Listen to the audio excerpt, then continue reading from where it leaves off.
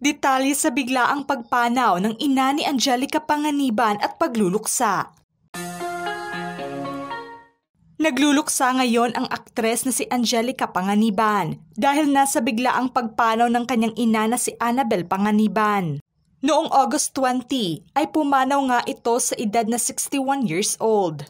Ibinahagi ng aktres ang nakakalungkot na balita sa kanyang Instagram nitong araw ng Miyerkules.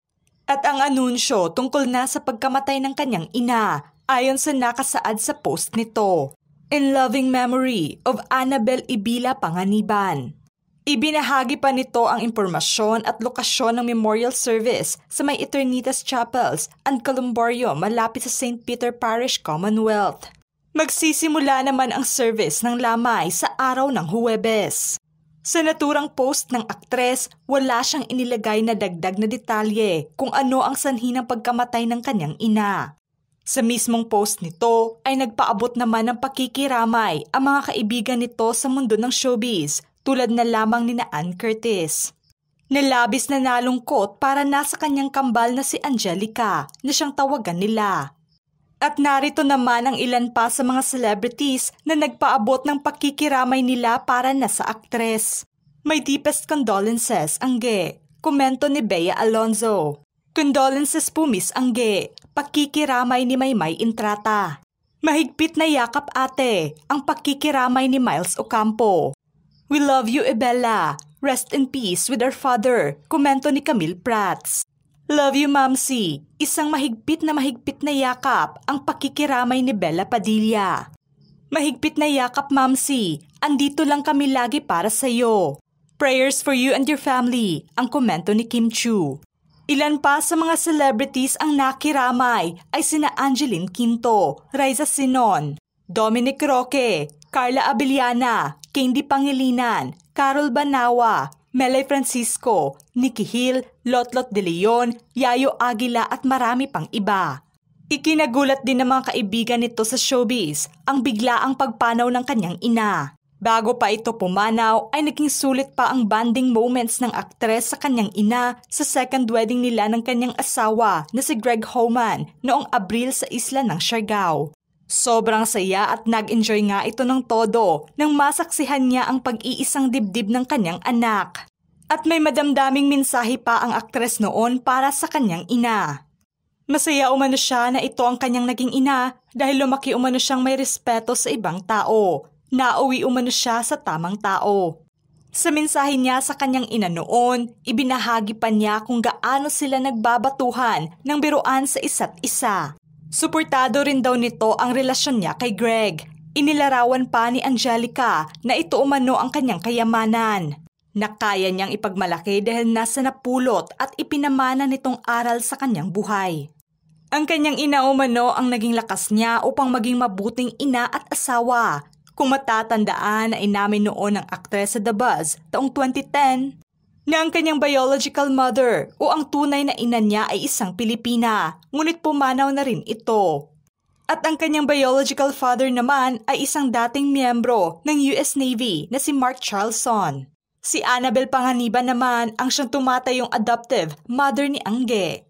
Ibinahagi pa ng aktres noon ang tungkol sa istorya ng pag-ampun sa kanya ng pamilyang Panganiban sa pamamagitan ng pagtanong niya sa kanyang cousin noon. Diretsahang ibinatupan niya noon ang pagtatanong na feeling ko ampun ako. Walang imik umano ang kanyang cousin at umiyak lamang ito. Doon niya nakumpirmang totoo nga. Hindi naman daw siya nagalit ng ilihim ito ng kanyang kinikilalang mga magulang. Tanging naramdaman lamang niya ay hiya. Dahil baka nasaktan niya ang mga ito o baka kaya ay may hindi magandang nasabi. Ang kanyang mami Annabel ang kanyang unang nilapitan at nagulat lamang ito nang malaman niya ang katotohanan. Masaya din siya dahil lahat ng dokumento tungkol sa kanya ay itinago lamang ng kanyang ina. Inilahad pa ng aktres na kaya umano ipinaampun siya ay dahil hindi na kaya ng kanyang ina na buhayin siya. At kahit pa man na artista na ito ay hindi umano tumawag kahit isang beses ang kanyang tunay na ina sa kanya.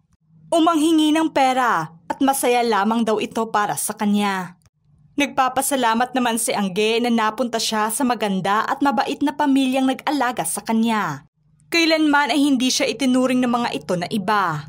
Ang kanyang pumanaw na ina ay sobrang mahal na mahal niya at parating niyang ipinagtatanggol ito laban na sa masasakit na komento ng ibang tao.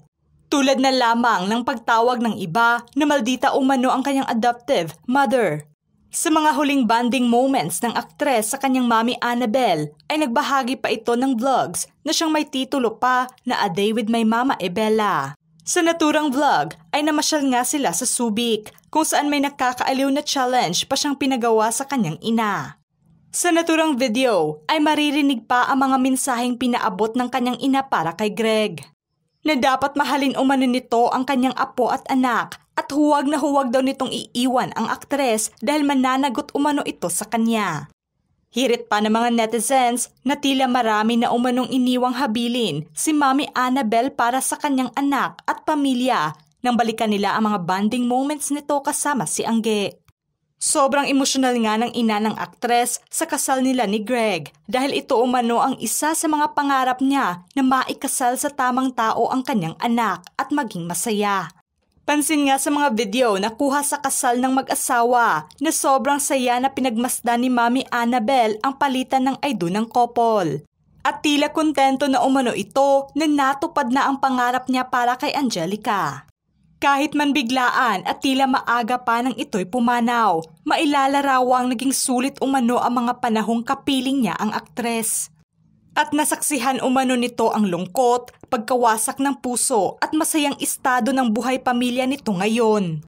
At nasilayan pa niya ang magandang biyaya sa kanilang pamilya, ang kanyang apo. Bukang bibig nga ni Angge noon na kahit ilang beses na papipiliin siya kung sino ang kanyang magiging magulang, ay ang kanyang Mami Ebella pa rin daw ang pipiliin niya. Sa kanyang mensahe para sa kanyang ina ay sobrang bait umano nito sa kabila pa man ng kanyang matigas na ulo noon. Ngunit hindi umano siya pinigilan nito at hinayaan umano siya ng kanyang Mami Ebella na subukin ang lahat at matuto sa kanyang pagkakamali na siyang nagpalakas sa kanya ngayon bilang asawa at ina. Durugma ng puso ng aktres ngayon sa kanyang pagluluksa ay kampante na ang mga taga-suporta nito na may karamay na ang aktres sa kanyang lungkot at pag-iyak ngayon. Dahil nandyan umano ang asawa at anak nito, maging ang ina umano nito ay malaki na ang kumpiyansa na magiging matatag na ang aktres ngayon sa piling ng kanyang pamilya. Pinasalamatan naman ng mga taga-suporta ni Angge ang pagmamahal na ibinigay ni Mami Ebella. Eto umano ang naghubog sa galing upang makilala ng lahat ang isa sa mga magaling na artista ng bansa. Hindi umano ito naging hadlang sa mga pangarap na nais maabot ng aktres at hanggang sa pumanaw ito, ay nag-iwan pa rin ito ng suporta sa pamilya ng kanyang anak. Mula dito sa amin sa Showbiz Philippines, kami ay nakikiramay and may you rest in peace, Mami Annabelle.